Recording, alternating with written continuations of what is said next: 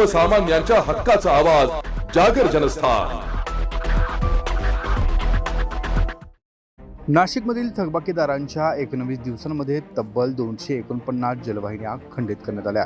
तब्बल 95.75 कोटींच्या थकीत पाणीपट्टीच्या वसुलीसाठी महापालिकेने पाणीपुरवठा व कर वसुली विभागाने नाशिक शहरातील 44,385 थकबाकीदार नळ कनेक्शन धारकांविरोधात 22 फेब्रुवारीपासून संयुक्त मोहीम सुरू केली असून मागील 19 दिवसांमध्ये 249 जलवाहिन्या खंडित करण्यात आल्या।